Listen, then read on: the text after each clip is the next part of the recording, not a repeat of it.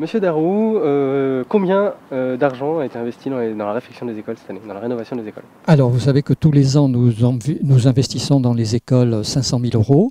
Le chiffre exact pour la rentrée 2013, c'est 536 000 euros.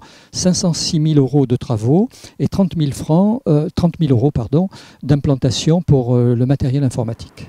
Alors, qu'est-ce que ça représente? On a quoi? Là, on a par exemple une cour neuve ici à Anselme-Gras. Oui. Alors, il y a 3 types de travaux qui se font l'été. Les travaux de maintenance, nous les avons vus par exemple à PEV où nous étions ce matin. Il s'agit de repeindre des salles de classe, des préaux, il s'agit de compléter les prises, de modifier en fonction des desiderata des enseignants. Ça, c'est ce que nous appelons les travaux de maintenance. Il y a les travaux de rénovation un peu plus importants, et vous en avez un bon exemple ici dans la cour de récréation d'Anselme-Gras, où nous avons refait toute la cour. Et puis, de temps en temps, quand c'est le cas, malheureusement pas tous les ans, quand nous avons des ouvertures d'école, nous faisons des travaux d'implantation. Ça a été le cas à la pépinière où nous étions tout à l'heure. Vous avez vu que nous avons créé des nouveaux locaux pour accueillir les premiers enfants de maternelle qui vont fréquenter cette école à la rentrée 2013.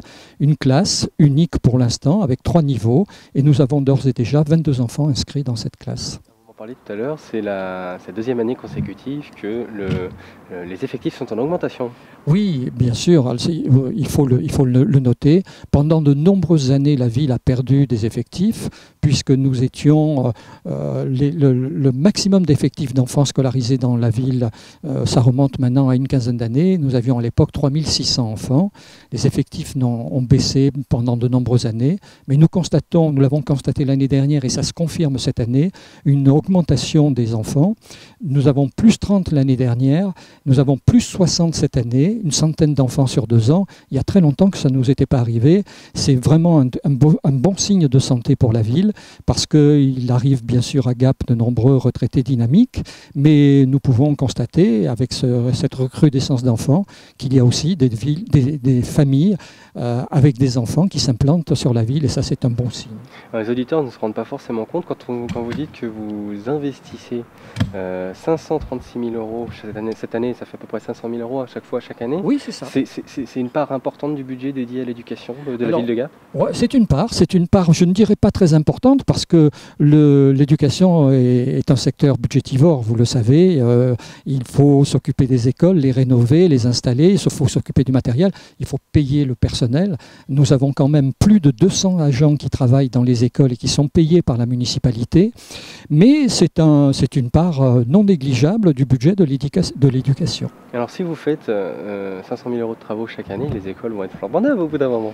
Non, parce que quand on a fini, nous avons quand même une vingtaine de groupes scolaires, ce qui fait que quand on a fini, il faut recommencer. Nous avions il y a quelques années fait une rénovation complète des écoles, parce il était absolument nécessaire de le faire.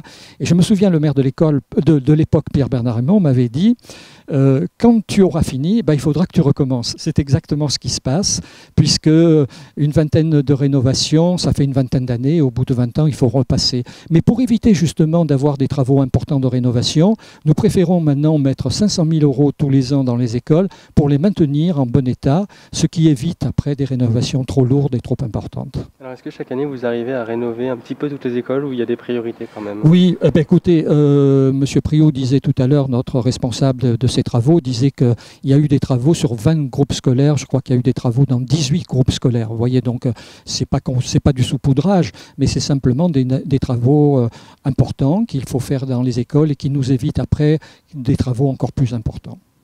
Eh bien, merci beaucoup, monsieur Darroux. Voilà, c'est moi qui vous remercie.